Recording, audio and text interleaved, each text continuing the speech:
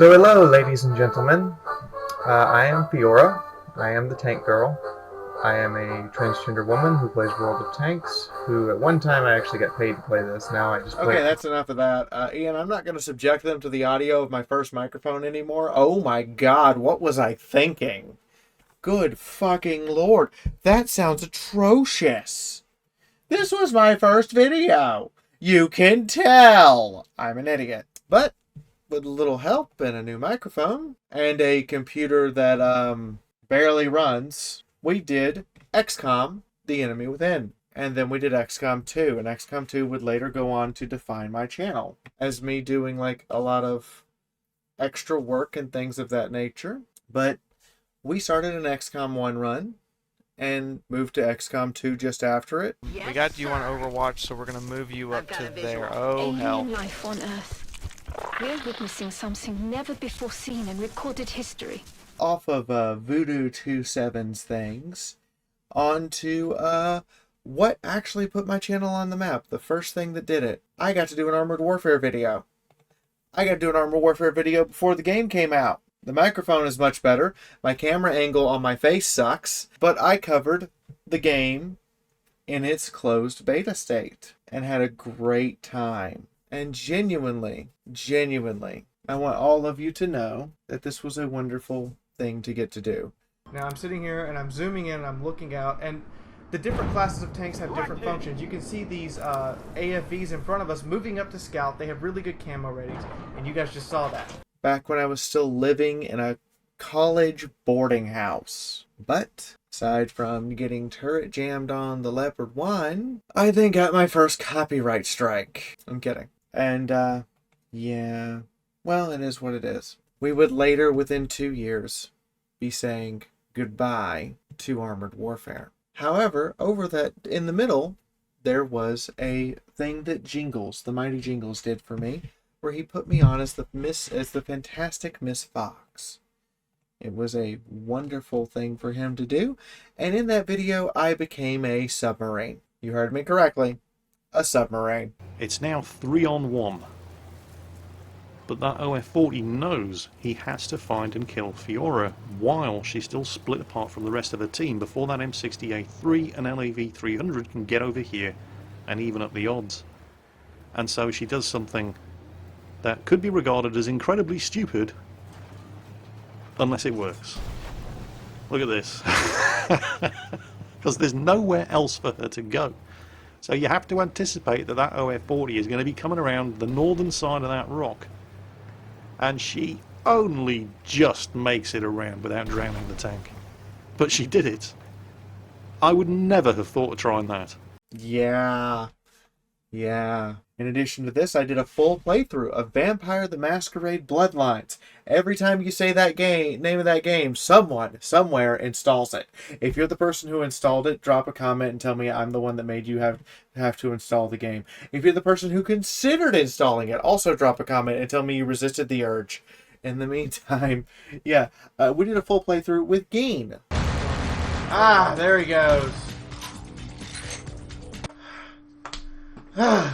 Well, that was absolute bullshit. Fuck you and your final fucking bosses. Good lord! You remember how I mentioned Street Sharks? You didn't run into that. Who used to be a friend of mine. And because of what went on in their life and my life, we eventually parted ways. But Geen's voice is the one you still hear today, with the voice lines on my live stream for announcing things happening, such as tips, bits, subs, and other notifications that pop up. That's Geen's voice, and it's still there to this day, with me waiting for them to come say, I'm sorry, can we be friends again? I know, you weren't expecting a whole lot of feels today. You were expecting some celebration, some bash. My story is not one of constant triumph. I fully committed myself to Armored Warfare, and then I had an episode with Headshot, Freddy, Italken, and my wife, in which we all said goodbye. A full talk show that we'd been running for a year. I'm just curious, guys. Like, If you're still logged in, look at your dossier. I've got 8 days, 11 hours. Almost 8 days, 12 hours. What about you, Headshot? I think I've got this. I don't know. I can't remember when my dossier is. There it is. It's the big one that says dossier. I've got approximately 13 days of playing Armored Warfare. 27 days, 9 hours and 54 seconds. I've only got 2 days. 2 days, 12 hours apparently. Yeah, mine's 2 days, 22 hours. Because it's the European server. NA server is probably around 13. I mean, if we add all that up collectively, and this is like time we've actually been in-game, collectively that's 2 months. And we said goodbye to Armored Warfare. And by this time, I was getting ready to move from my Philadelphia home to another place altogether. At the end of that year, I did one of my last Brutally Honest reviews, where I reviewed World of Tanks. We will sit down and fully talk ourselves through all of World of Tanks and its issues. And you can see the background difference with how many pictures all of you got put up on the wall. This was something I've done for the longest time. Anytime we made a stream tip goal, I put a picture up on the wall as a trophy for the fans. Now, I still do that. I have all of those pictures. All of them. They're in safekeeping at the moment. And as soon as I have them over here with me, I'll put them all up on the wall again, all around me. Because they remind me that you guys are worth doing stuff for. And each of those pictures is a memory of both when it went up on the wall, who put it up there, and where I got it from. And I appreciate those memories. Now, with the last video I ever did on World of Tanks, an honest review of how I feel about the game, I got a copyright strike from YouTube mid-stream the next day. Hi everyone, much to my frustration and shenaniganry, for the next 90 days until January 6th, we're going to be on the other streaming channel. You can thank whoever decided to actually report that we were playing music, because this was not done by a bot. Yeah, that happened the next day. We moved to Twitch. I used to do drunk writing streams. This made it where I could get writing done so much easier and so much quicker and so much more efficient. But then also when I write, I like to play music, and somebody reported us for playing music, and YouTube gave me a copyright strike. And I couldn't stream on YouTube anymore for 90 days. This was my primary form of income, YouTube. What am I supposed to do for 90 days? Just not eat? Watch the roof over my head disappear? So we moved to Twitch. By now it's 2018. I've been doing this job for 4 years. And when I moved to Twitch, I stopped making videos for a while. And I felt I had to come back over to YouTube and explain myself to my audience. So I did. I got the disclaimers written for the lawyer's requests and all that stuff, but it's time for test readers. So, yeah, this is the open call. Came back over, explained myself to all of you about what was going on and where I was, and then I'd actually finished writing a book. That was cool. Yeah, my first Fallout Equestria book was finished around this time, 2019. I then started only doing reviews towards games for a while that were positive. Games I loved. Broken Lines was one of my favorite games of COVID lockdown. It felt like it was a wonderfully written story, lots of familiar mechanics from top-down games like XCOM, but also it was fun. It really was. Don't expect me to pronounce stuff right up from Alabama. What do you expect? The game plays incredibly well, with your squad of 4 or 5 soldiers, depending on the mission, often pitted against numerically superior enemies in strategically advantageous positions for you to figure out how to overcome. It's like picking apart a puzzle, but with guns and grenades. And so was Kill It With Fire. Arachnophobia warning, everybody! It's time! I know Ian's having a hard time cutting this together, and I'm laughing, because he only has to put like 20 to 30 seconds of each of the videos I'm mentioning up, or put them in the background, and minimize me down to be smaller so that you guys can see what video I'm talking about. But yeah, Kill It With Fire. Kill It With Fire is the funnest 4 hours I've had in a long time. The game is short, but to the point. Murder mutated spiders. How? Any means possible. You get frying pans, fly swatters, environmental weapons, weed whackers, flamethrowers, revolvers, shotguns, rocket launchers, and whatever else you could possibly think of, including just straight up a gas can till you nuke, up until leading up to, you know, nuking the site from orbit, just to be sure. That was so much fun. By the way, everyone, I'm on a standing desk now, which is why you have so much more movement out of me. I'm actually standing up and recording this. Now I just have to get all the movement down and mastered, and we're going to be in great shape. Anyway, up next was a game that I wish you guys would have come out and watched. I finished it, by the way. I finished Encased. If it is possible, I would love to come to Warrior Studio because you fuckers got this, and it makes my heart sing so much. There is so much of this that tells me you played the original Fallouts by Black Isle Studio. There's so much of this that tells me you played Stalker Shadow of Chernobyl. There's so much of this, and I'm just like, you played these games that I loved, and you took it and reinterpreted it and made something. And this was also the first thing that I played when I moved to Arizona. Well, I hadn't even moved into my room yet in Arizona. I was technically recording from a hallway where my bed was set up for the night. That was a weird way to do things, but I still did the review nonetheless. And Encased is a genuinely wonderful thing.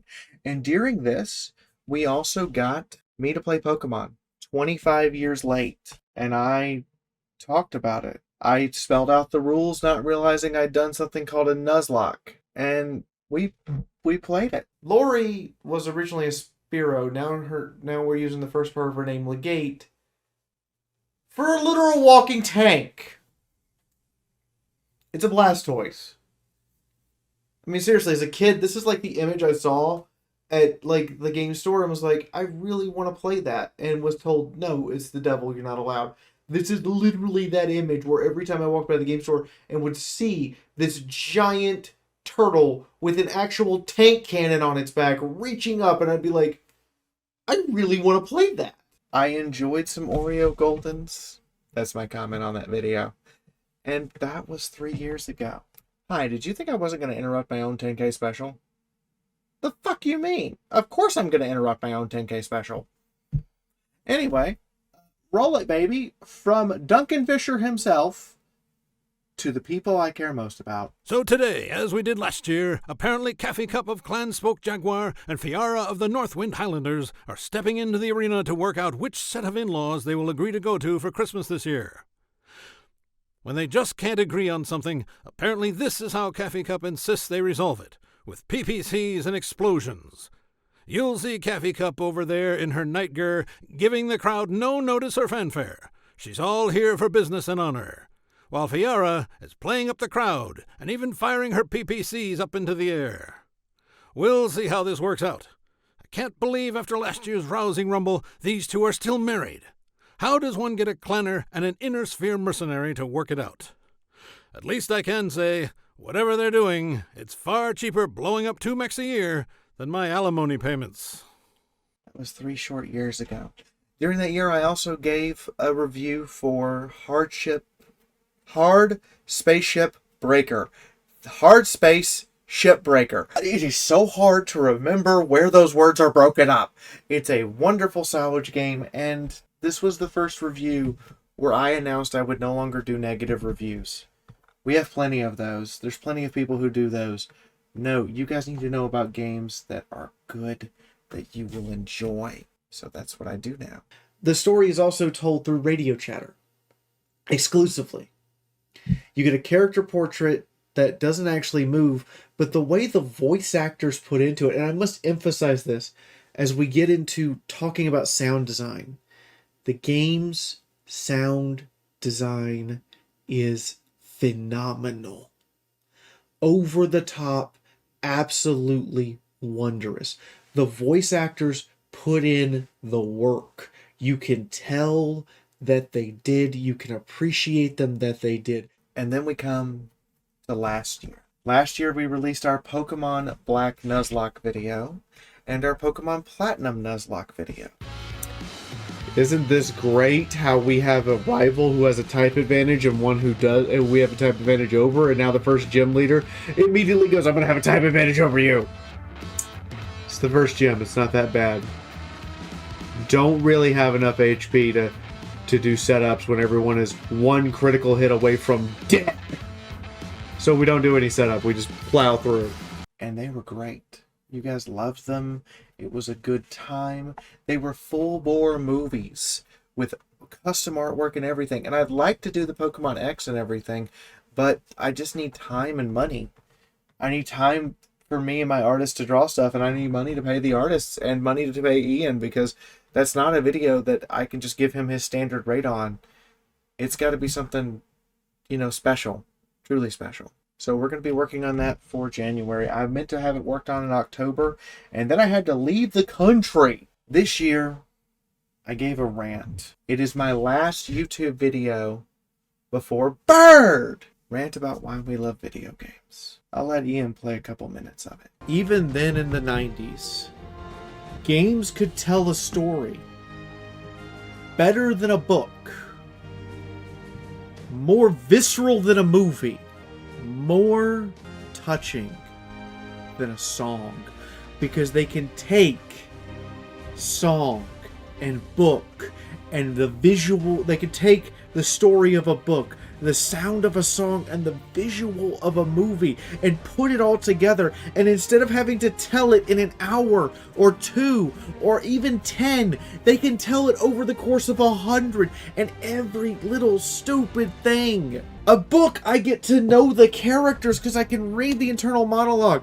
I can understand the characters. I can get in there with them. A movie, it feels so real because I don't just hear the character's voice. I don't just know what's going on. I see it as if I'm standing there. And music can alter the way I feel about something in my soul. Also, no end credit scene. I'm upset. But a game isn't just Call of Duty or some other stupid shooter. Those are just the loud people. I learned this through Chrono Trigger and, strangely, Star Fox and tabletop games. You can take a game and characters become so much more alive because I, through what I do, change the story, change them, decide if they live or die in some cases. A game can do so much more than any movie could ever hope. So much more than I as a book writer could ever dream. And it's so much more accessible because anyone, no matter their age, can play a game. And most recently, I got to experience an opera in 16-bit. I was not ready. It's actually good. It's very well done. The remake both honors the original, how they did the opera using bit code, and the new by having actual voice actors sing the opera. I was floored and blown away.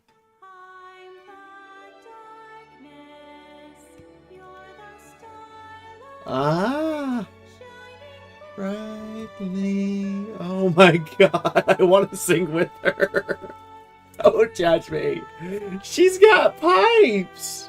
Holy cow.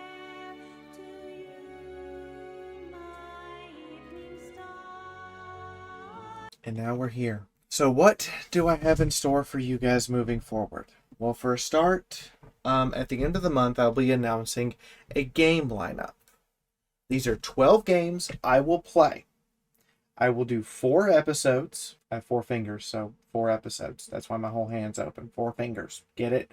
4 fingers. I'll do 4 episodes of that game. 1 game a month. 12 games for the year. This is in addition to your Mass Effect series that's going to lead into, I think, Chrono Trigger, and your Final Fantasy series that's going to lead into Final Fantasy IX, apparently. That's what they decided in my Patreon chat, was for me to do 9 instead of the 7 remakes.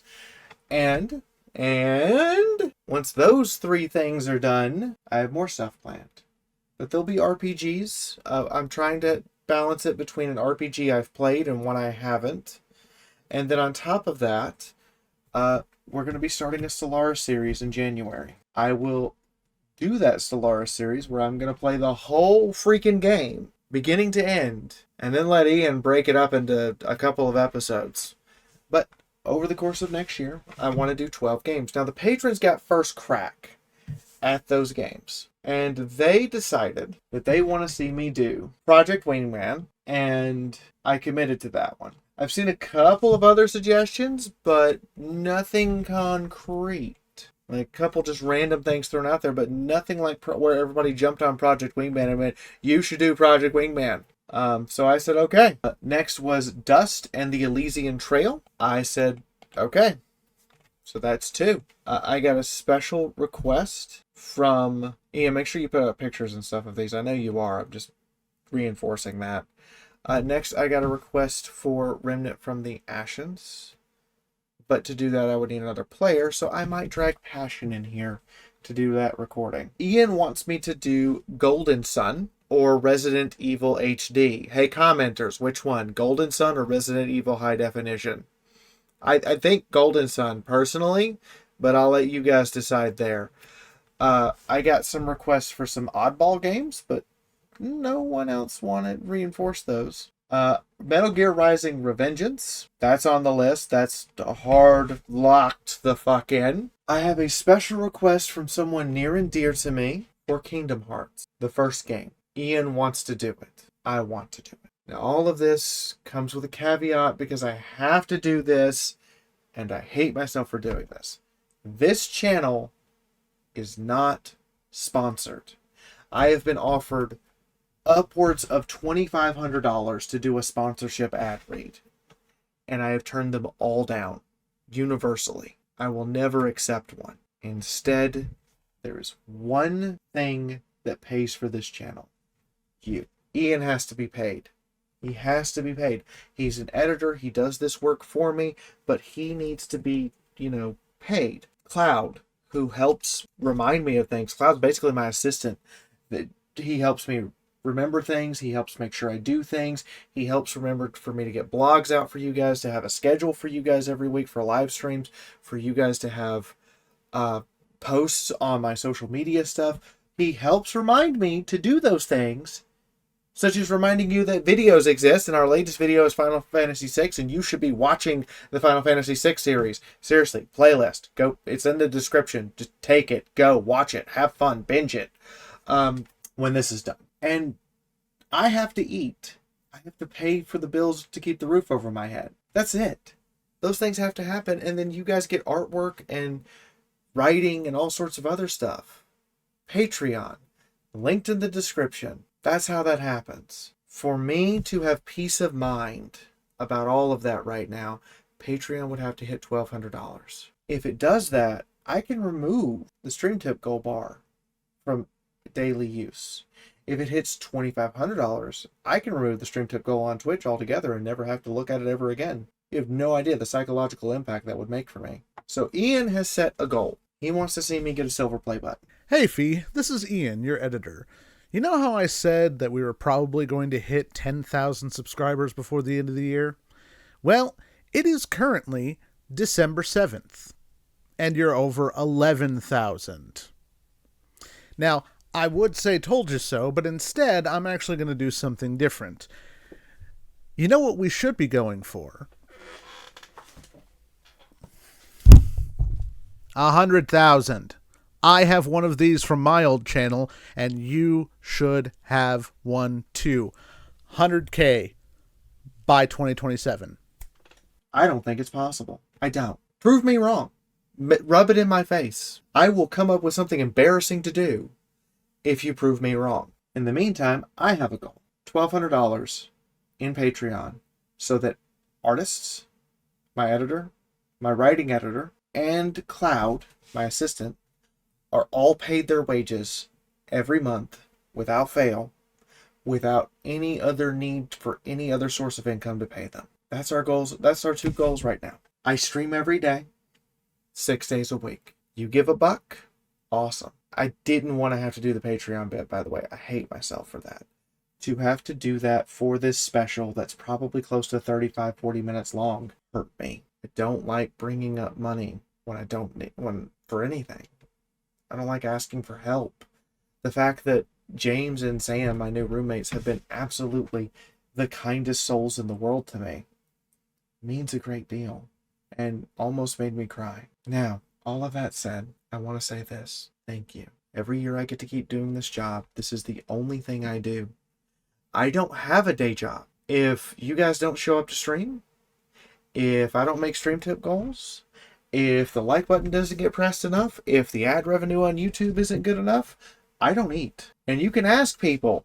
I will go days without eating. And that's because I would rather do this job than eat sometimes. Because it's too much fun. It's too wonderful. And you're all definitely worth it. Thank you all for being here. There is one other thing I would like to do. I need an animator. Because I want to update this VTuber model and bring us into a new model type. One that moves my shoulders forward and back. One that all of the little errors in my outfits are corrected. And one that has more than two full outfits. I want to do all of that. Can't do that without your help. Help me find an animator. Because so far I've spent almost $1,000 on animators who have violated their contracts or ghosted me. And I'm sick and tired of looking for an animator and it just doesn't work. But yeah, thank you all. And have a wonderful day. Merry Christmas. Because you've already given me the greatest Christmas gift I could ask for. 10,000 subs. I'll see you all tomorrow. Actually, what am I talking about? I'll see you today. I'm going to stream tonight so you can get away from your family if you don't want to be near them. Or so you can come veg out to me being a crazy person.